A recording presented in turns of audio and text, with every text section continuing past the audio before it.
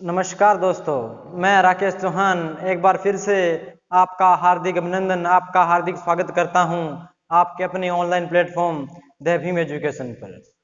तो दोस्तों, पिछले क्लास में अपनों ने पुष्य भूति वंश के बारे में चर्चा की कि कौन इसका संस्थापक था, किस प्रकार इसने भारतीय राजनीति में प्रवेश किया, जब इसने भारतीय राजनीति के अंदर प्रवेश किया तब किस प्रकार की स्थितियां रही, इनको किस समस्याओं का सामना करना पड़ा, कौन राज्यवर्धन था और कौन हर्ष था। जो आज अपना टॉपिक रहने वाला है वो है सम्राट हर्ष। सम्राट हर्ष प्राचीन इतिहास का अंतिम हिंदू राजा था जो अपने आप में बड़ा ही महत्वपूर्ण है। दोस्तों, आज अपने चर्चा करने वाले हैं हर्ष, सम्राट हर्ष की। सम्राट हर्ष या इसको हर्षवर्धन बोल सकते हैं क्योंकि अपने वर्धन वंश पढ़ रहे हैं और ये वर्धन वंश का अंतिम महत्वपूर्ण शासक था। इससे पहले अपनों ने प्रभाकर वर्धन की चर्चा की। प्रभाकर वर्धन के 3 पुत्र हुए थे, एक राजश्री जो पुत्री थी और राज्यवर्धन और हर्षवर्धन। इनकी क्या स्थितियां रही, किस समय के इनके सामने किस प्रकार की मुसीबतें आई और किस प्रकार इन्होंने अपने साम्राज्य का विस्तार किया। तो आज अपने हर्ष को पढ़ने वाले हैं। एक बड़ा ही इंपॉर्टेंट पार्ट है, बिल्कुल आसान पार्ट है।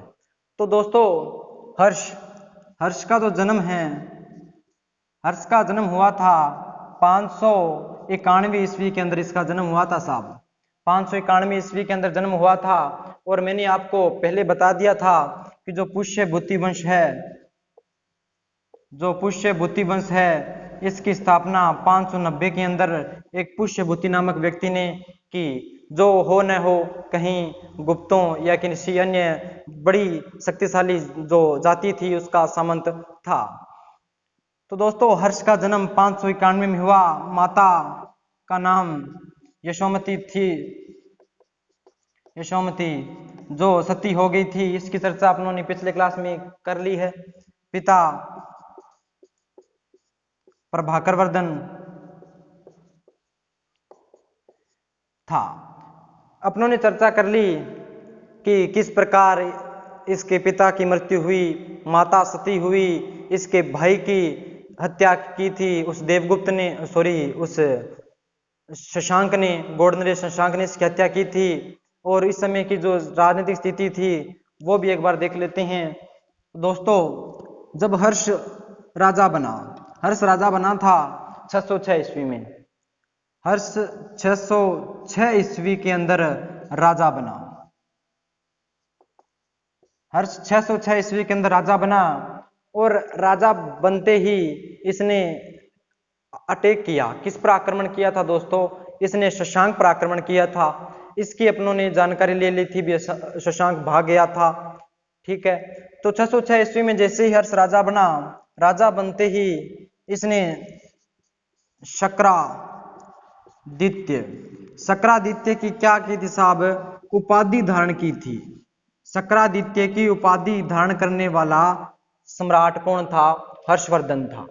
हर्षवर्धन ने अनेक विजय अभियान किए और किस प्रकार इसका साम्राज्य रहा, उसमें किस प्रकार की व्यवस्था रही, इसकी चर्चा इस क्लास में अपने करने वाले हैं। तो दोस्तों, जब हर्ष राजा बना उस समय की स्थिति यह थी कि इसकी जो बहन थी राजश्री का विवाह मोखारी वंश का राजा था ग्रहवर्मा, जिसके साथ हुआ था, परंतु देवगुप्त ने ग्रहवर्मा की हत्या कर दी। राजश्री को अपने साथ ले गया, बंदी बना लिया और वहां से राजश्री भागकर विंध्याचल के जंगलों में चली गई, है ना। ये अपनों ने इसकी चर्चा कर ली थी, लेकिन इसको वापस रिपीट कर रहा हूं ताकि अपनी उस कड़ी को जोड़ते हुए इस क्लास को आगे ले चलें। किस प्रकार विंध्याचल के जंगलों में गई, सती होने का प्रयास किया, परंतु जो हर्ष था, हर्ष का एक मित्र था दिवाकर मित्र एक व्यक्ति था जो बौद्ध विद्वान था। उसकी सहायता से इसने अपनी बहन राजश्री को सती होने से बचाया और अपने साथ ले आया। साथ लेने के पश्चात जो कनौज था, कनौज एक प्रकार से स्वतंत्र हो चुका था, परंतु कनौज के जो मंत्री थे, सामंत थे, उन्होंने हर्षवर्धन से कहा कि महाराज, आप अब कनौज की सत्ता भी संभाली है, क्योंकि आपको बता चुका हूं कि हर्ष यानी वर्धन वंश की जो राजधानी थी पहले वो कौन सी थी? थानेश्वर, जो कुरुक्षेत्र हरियाणा के अंदर पड़ता है। तो इसने ये राज सत्ता तो स्वीकार नहीं की थी, परंतु अपनी बहन को सहायता देने के लिए इसने जो अपनी राजधानी है वो थानेश्वर से कनौज स्थानांतरित कर ली थी। कनौज को कान्य कुब्ज भी कहा जाता है, कुब्ज। तो इसने अपनी राजधानी कनौज स्थानांतरित कर ली ताकि अपनी बहन का भी प्रशासन ये अच्छी तरीके से देख सके। तो ये इसके सम्राट बनने की कहानी थी। और 606 ईस्वी में राजा बना, सक्रादित्य की उपाधि धारण की और इसने एक अपना एक नया कैलेंडर जारी कर दिया जिसका नाम था साहब हर्षवंत। अपने पहले पढ़ चुके थे जब गुप्तों को अंदर पढ़ा था, तो 319 ईस्वी के अंदर चंद्रगुप्त प्रथम ने गुप्त संवत चलाया था। 78 ईस्वी के अंदर शक संवत चलाया था, जो अपने भारत का राष्ट्रीय संवत भी है दोस्तों। तो 606 ईस्वी के अंदर 3 बात बड़ी इंपॉर्टेंट है। नंबर 1, राजा बना, गद्दी पर बैठा। नंबर 2, सक्रादित्य की उपाधि धारण की। और नंबर 3, एक हर्ष संवत चलाया। अब दोस्तों इसके बारे में अपने को जानकारी कहाँ से मिलती है, यानी जानकारी के कौन से स्रोत हैं, अब उनकी चर्चा करते हैं, क्योंकि वो बड़े ही महत्वपूर्ण हैं। उनसे भी प्रश्न पूछे जा सकते हैं कि हर्ष की जानकारी अपने को कहाँ से प्राप्त होती है। तो दोस्तों देखना, 2 शिलालेख हैं। नंबर 1, मधुबन और बांसखेड़ा, बड़े ही इंपॉर्टेंट शिलालेख हैं। दोनों अपने को यूपी उत्तर प्रदेश से प्राप्त हुए हैं साहब। मधुबन और बांसखेड़ा 2 अपने को शिलालेख या अभिलेख प्राप्त हुए हैं जो हर्षकालीन है, अर्थात जो अपने को सम्राट हर्ष के बारे में जानकारी देते हैं। और क्या क्या चीज हैं, तो एक मैंने बताया था चीनी यात्री था हवेन स्वांग,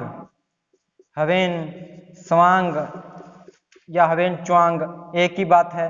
हवेन स्वांग भारत के अंदर आया था। कब आया था साहब? 629 ईस्वी के अंदर आया था और 644 ईस्वी तक रहा था। काफी लंबे समय भारत के अंदर रहा। इसने भारत की जो यात्रा की और इसका वृत्तांत अपनी एक पुस्तक है, बड़ी ही खूबसूरत पुस्तक है, सी यू की नामक एक पुस्तक लिखी। किसने? हवेन स्वांग ने। जो अपने को हर्ष और उसके आसपास के जो क्षेत्र हैं उसके बारे में भली भांति एक शानदार विवरण अपने को प्रस्तुत करता है। दोस्तों कंफ्यूजन नहीं होना, हवेन स्वांग हर्षवर्धन के कार्यकाल में आया था, जबकि जो फैयान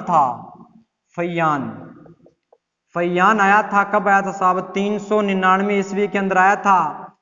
चंद्रगुप्त द्वितीय के समय आया था साहब। इसने फोक्यो की नामक पुस्तक लिखी थी फैयान ने, जो 399 के अंदर आया था। जबकि हवेन स्वांग है से हर्षवर्धन, याद रख लेना दोस्तों, हवेन स्वांग हर्षवर्धन के काल में आया था। तो दोस्तों जैसे अपने देखते हैं कि जो मौर्य काल था, मौर्योत्तर काल था या फिर गुप्त काल था, इस समय जो प्रमुख केंद्र रहा वो पाटलिपुत्र रहा। पाटलिपुत्र उसमें प्रमुख आर्थिक सामरिक दृष्टि से प्रमुख केंद्र था, परंतु धीरे धीरे इस पाटलिपुत्र की जगह किसने ले ली दोस्तों? कनौज ने ले ली, क्योंकि कनौज के अंदर नालंदा विश्वविद्यालय की स्थापना भी हो चुकी थी, सक्रादित्य कुमारगुप्त ने की थी दोस्तों, इसकी चर्चा अपनों ने कर ली है। तो ये कुछ जानकारी के स्रोत हैं, जैसे मधुबन, बांसखेड़ा, हवेन स्वांग की सीयू की। और एक याद रखना चाहो तो रख लेना, मधुबन, बांसखेड़ा, हवेन स्वांग और सीयू की। और एक याद रखना चाहो तो दोस्तों रख लेना, एक पुस्तक है आर्य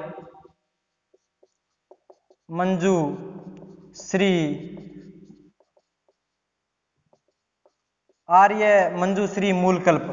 थोड़ा बड़ा नाम है परंतु याद रहे तो रख लेना, आर्य मंजूश्री मूलकल्प भी एक पुस्तक है जो अपने को प्राचीन जो भारत का इतिहास है उसकी बड़ी ही शानदार जानकारी अपने को देता है। तो ये कुछ इसके जानकारी के स्रोत रहे। जैसे मैं बात करूं मधुबन खेड़ा, मधुबन बांसखेड़ा, अवेन स्वांकी सीयू की और आर्य मंजूश्री मूलकल्प। तो दोस्तों ये हर्षवर्धन की कुछ बेसिक बातें थी, कोई ज्यादा बड़ी बात नहीं है, कोई ज्यादा टफ पार्ट नहीं है। हर्ष बिल्कुल एक कहानी है, समझते चलिए, बड़ी ही शानदार तरीके से आपको याद होगी। हर्ष काल। तब बात करते हैं हर्ष के जो विजय अभियान है, विजय अभियान। क्योंकि हर्ष अपनी उदारता के लिए तो फेमस था ही था, अपनी उदार नीति के कारण तो बड़ा ही प्रसिद्ध रहा ही था, परंतु इसने अनेक विजय अभियान किए जिसकी भी चर्चा करना अपने लिए एक आवश्यक कड़ी हो जाता है। तो दोस्तों इसने अनेक विजय अभियान किए। जैसे मैं बताऊं गौड़ का शशांक, इसने जो गौड़ नरेश शशांक है, गौड़ नरेश शशांक, गौड़ नरेश शशांक, इस शशांक ने इसके भाई राज्यवर्धन की धोखे से हत्या कर दी। तब इसने इस शशांक के विरुद्ध आक्रमण किया, और आक्रमण किया उसके बारे में इतिहास मौन है। उसके बाद इतिहास कुछ नहीं कहता। हो सकता है ये वहां से भाग गया हो, परंतु ये क्लियर है भी आक्रमण जरूर किया था, परंतु इसकी उसमें मृत्यु नहीं हुई थी, ये कहीं भाग गया था। आगे जाकर शायद 637 ईस्वी के आसपास अपनी मौत आप मर जाता है। शशांक के बारे में पिछले क्लास में चर्चा कर ली थी कि ये एक शैव अनुयायी था, जो बौद्ध धर्म थे उसका कट्टर था। इसने बोधि वृक्ष को काट दिया, अनेक स्तूप नष्ट कर दिए, तो उसकी चर्चा कर चुके हैं। तो नंबर 1 गौड़ विजय, और एक दूसरी विजय बड़ी ही महत्वपूर्ण है, भल्लवी विजय। भल्लवी, भल्लवी कहाँ पड़ता है साहब? गुजरात के अंदर पड़ता है। ये सुनना कि इस प्रकार अगर अपने भारत के लोकेशन देखें तो ये क्षेत्र भल्लवी यानी गुजरात का क्षेत्र था। उस समय यहाँ पर राज्य कर रहा था ध्रुवसेन, ध्रुवसेन सेकंड। भल्लवी यानी गुजरात का एक बड़ा ही इंपॉर्टेंट स्थान है जहां पर ध्रुवसेन सेकंड राज्य कर रहा था। हर्ष अपने विजय अभियान के दौरान हर्ष ने इस ध्रुवसेन पर क्या किया साहब? आक्रमण किया। हर्ष ने इस पर आक्रमण किया। आक्रमण करने के कारण ये यहां से क्या गया? भाग गया। भागकर इधर एक जगह पड़ती है बड़ौच, बड़ौच गुजरात के अंदर ही है बड़ौच। बड़ौच का उस समय शासक था दद्द, दद्द नामक एक शासक था बड़ौच, बड़ौच का। ये ध्रुवसेन भागकर इस दद्द के पास चला गया और दद्द ने इसको शरण दी। शरण देने के पश्चात इसने वापस इनके और इनके बीच में संधि वार्ता की, और संधि वार्ता होने के पश्चात हर्ष ने अपनी जो पुत्री थी, हर्ष ने अपनी पुत्री का जो विवाह था, हर्ष ने अपनी पुत्री का विवाह किसके साथ कर दिया साहब? ध्रुवसेन सेकंड के साथ कर दिया। पहले आक्रमण किया, ध्रुवसेन भाग गया। भागने के पश्चात दोनों में संधि हुई, मित्रता हुई, और इसने अपनी पुत्री का विवाह किसके साथ कर दिया? ध्रुवसेन सेकंड के साथ कर दिया। तो ये इसकी भल्लवी विजय थी। आगे मैं बात करूं इसके विजय अभियानों की, तो आगे कश्मीर, इसने कश्मीर पर भी इसका अधिकार हो गया था।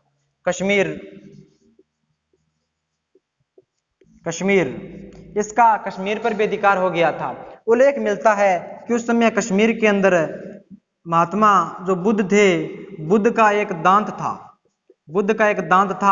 तो हर्ष को इच्छा हुई वो दांत देखने की, परंतु जो बौद्ध विद्वान थे, जो बौद्ध संघ थे, उन्होंने इसको ये बुद्ध का दांत देखने नहीं दिया।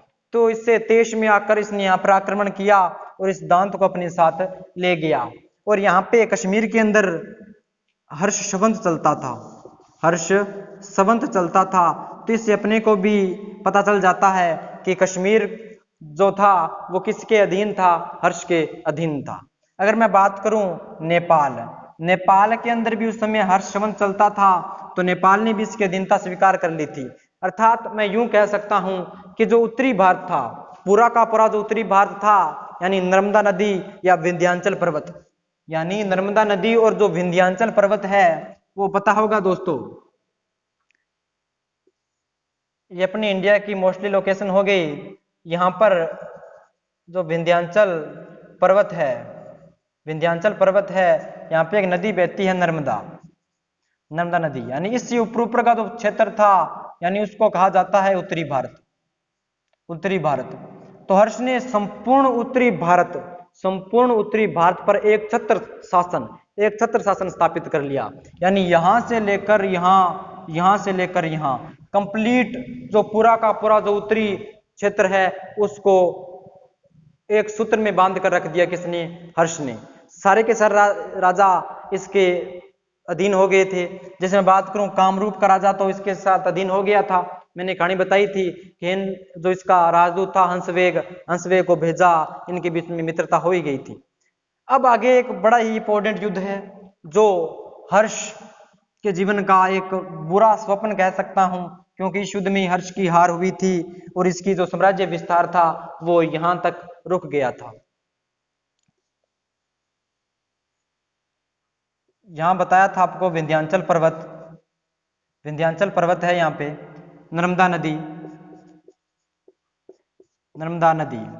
यहां पर एक चालुक्य शासक था पुलकेशिन द्वितीय।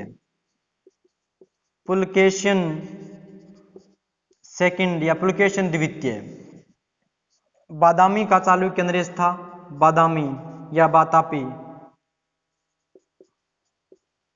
चालुक्य की भी 2-3 शाखाएं हुई, जैसे वेंगी के चालुक्य, बादामी के चालुक्य, कल्याणी के चालुक्य, अनहिलवाड़ के चालुक्य। तो उसका अपने अलग एक सेपरेट पार्ट में चर्चा करेंगे। तो यहाँ पे उस समय जो बादामी का चालुक्य नरेश था पुलकेशिन सेकंड, बड़ा ही महत्वपूर्ण राजा था। तो इसका एक अभिलेख मिलता है अपने को, ऐहोल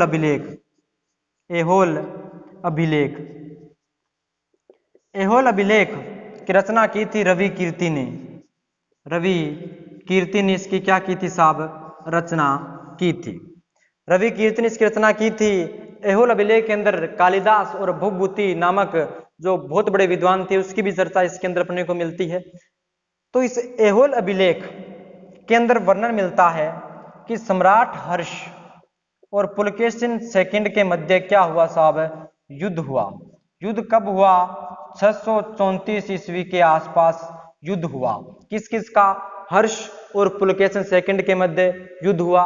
कब हुआ? 634 ईस्वी के अंदर युद्ध हुआ। इस युद्ध में हर्ष को पराजय का सामना, हार का सामना करना पड़ा, अर्थात पुलकेशिन द्वितीय इस युद्ध में जीत गया और हर्ष का साम्राज्य यहां तक ही रह गया। वरना हर्ष पूरे के पूरे भारत को भी एक सूत्र में बांध सकता था, परंतु ऐसा नहीं हुआ। तो इतना ध्यान रख लेना भी, हर्ष और पुलकेशिन के युद्ध के बारे में अपने को जानकारी कहां से प्राप्त होती है? ऐहोल अभिलेख से। इसके रचयिता रवि कीर्ति थे। अगर मैं बात करूं हर्ष खुद भी एक शानदार कवि था। इसके 3 बड़े फेमस नाटक थे। जैसे मैं बात करूं नागानंद,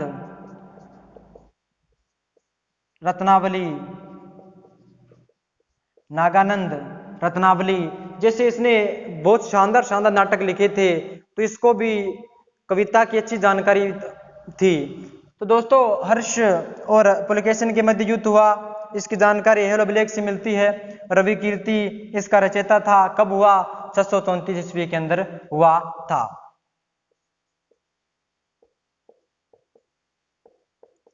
तीन नाटक नागानंद, रत्नावली, प्रियदर्शिका नामक 3 नाटक लिखे थे हर्ष ने, बड़े ही फेमस थे। तो दोस्तों और इसकी जानकारी, इस युद्ध की जानकारी ऐहोल अभिलेख से मिलती है। और एक ह्वेन त्सांग भी इस युद्ध के बारे में अपने को जानकारी देता है। ह्वेन त्सांग भी हर्ष के शासनकाल के अंदर रहा था और आगे इसकी जो विजय अभियान था यहाँ पर रुक गया, हार गया। हारने के पश्चात ये वापस अपनी राजधानी लौट गया। कहाँ? कनौज के अंदर। प्रारंभ में जो पुष्यभूति वंश है इसकी राजधानी रही थी साहब थानेश्वर, परंतु कनौज स्थानांतरित कर ली। क्यों कर ली? इसकी चर्चा कर ली थी। अब हर्ष की एक बात और रही है, वो है कनौज का धर्म सम्मेलन। बड़ा ही इंपॉर्टेंट है कनौज का धर्म सम्मेलन। कनौज का धर्म सम्मेलन, इससे भी प्रश्न बार बार पूछे जा चुके हैं। कनौज का धर्म सम्मेलन 643 ईस्वी के अंदर आयोजित हुआ था। ये डेट याद रखना दोस्तों, 643 ईस्वी के अंदर आयोजित हुआ कनौज का धर्म सम्मेलन आयोजित हुआ। इसके अंदर किस किसने भाग लिया था दोस्तों? तो इसके अंदर 18 देशों 18 देशों के जो बौद्ध भिक्षु थे उन्होंने भाग लिया था दोस्तों। और ये था क्या, ये मामला समझना भी था क्या। तो ये क्या था, अभी बहुत सारे धर्म थे, बहुत सारे धर्म के, जैसे ब्राह्मण हो गए, शैव हो गए, वैष्णव हो गए, बौद्ध धर्म हो गए। बौद्ध धर्म जो था वो समय बड़ा प्रचलन में था। बौद्ध धर्म, बौद्ध धर्म भी उस समय दो शाखा में बट गया था साहब। कौन कौन सा, एक था हीनयान और एक महायान। हीनयान और महायान शाखा में बट गया। इन दो बात इसकी बताऊं तो हीनयान वो शाखा थी जो ये चाहते थे भी जो बुद्ध है, बुद्ध के जो उपदेश हैं वो हम उसी रूप में चलाएं जैसे बुद्ध ने कहा था, अर्थात इसके जो उपदेश हैं उनका घूम फिर कर अपने प्रचार प्रसार करें। परंतु जो महायान शाखा थी वो ये चाहती थी कि बुद्ध की क्यों न मूर्ति बनाई जाए, मूर्ति बनाई जाए, उसका प्रचार प्रसार भी इसी तरीके से किया जाए। तो ये दो शाखाएं बंट गई थी। तो कनौज का धर्म सम्मेलन के अंदर क्या हुआ था, बहुत सारे धर्म के लोग थे वो आए हुए थे, करीब 3000 बौद्ध भिक्षु आए हुए थे। इसका उद्देश्य क्या था, तो इसका उद्देश्य था बौद्ध धर्म की जो महायान शाखा है, बौद्ध धर्म की जो महायान शाखा है उसकी महत्ता, उसका महत्व स्थापित करना था। उसका जो अध्यक्ष था वो ह्वेन त्सांग था, ह्वेन त्सांग इसका अध्यक्ष था। ये कनौज का धर्म सम्मेलन 643 ईस्वी के अंदर चला था। महायान शाखा को ऊपर उठाना चाहता था, इसकी महत्ता लोगों को बताना चाहता था। तो इसके अंदर 18 देशों के लोगों ने भाग लिया और इसका अध्यक्ष ह्वेन त्सांग था दोस्तों। ये कुछ बातें इसकी थी। अगर मैं बात करूं, ये 23 दिन तक चला था दोस्तों, 23 दिन तक चला था। ये भी प्रश्न पूछा जा सकता है भी कनौज का धर्म सम्मेलन कितने दिनों तक चला, 23 दिन। कब आयोजित हुआ, 643। किस शाखा को महत्व दिया गया, महायान शाखा को, अध्यक्ष ह्वेन त्सांग। कितने देशों ने भाग लिया, 18 देशों ने इसके अंदर भाग लिया। तो दोस्तों ये बात रही कनौज के धर्म सम्मेलन की, कनौज के धर्म सम्मेलन की ये बातें रही थी। अब दोस्तों इसके बाद एक आता है, इसके बाद एक धर्म सम्मेलन आता है जो इसने क्या किया भी अपने शासन राजा बनने के बाद और 643 और 44 ईस्वी के मध्य एक और धर्म सम्मेलन का आयोजन किया जो लगभग 71 दिनों तक चला था साहब, जो लगभग 71 दिनों तक चला था। इसकी कोई ज्यादा जानकारी अपने को नहीं मिलती, कोई बड़ा महत्व नहीं है। तो वो कनौज का धर्म सम्मेलन जो है वो दोस्तों याद रख लेना। इसको मोक्ष परिषद भी कहा जाता है, मोक्ष परिषद, मोक्ष परिषद। तो दूसरा जो धर्म सम्मेलन हुआ था उसको मोक्ष परिषद कहा जाता है, ठीक है। अब इस समय जो चीन था, क्योंकि चीन के जो बहुत बड़े विद्वान थे वो भारत के अंदर भ्रमण करने आया करते थे। तो हर्ष का चीन के जो राजा था ताइसुंग, चीन का जो राजा था चीन का ताइसुंग ने अपना दूत मंडल हर्षवर्धन के दरबार में भेजा था दोस्तों। तो यह मैं यूं कह सकता हूं कि जो हर्ष है और जो चीन है उनका संबंध भी अच्छा रहा था। तो ये दोस्तों ये कुछ बातें थी सम्राट हर्ष की। हर्ष की मृत्यु 647 ईस्वी के अंदर हो गई थी, 647 ईस्वी के अंदर हो गई थी। और इसी के साथ वर्धन वंश का भी क्या हो गया दोस्तों, अंत हो गया। तो ये कुछ बातें थी वर्धन वंश की जिनकी अपनों ने पिछले 2 क्लासों के अंदर चर्चा कर ली, इसकी जानकारी प्राप्त कर ली। अब इसी कड़ी को आगे लेकर चलते हुए आगे जो दक्षिण के प्रमुख राजवंश रहे उनकी चर्चा करेंगे। तो दोस्तों जल्दी आपके सामने एक नई क्लास भारतीय इतिहास का एक नया अध्याय लेकर मिलेंगे। तब तक के लिए धन्यवाद। ओके।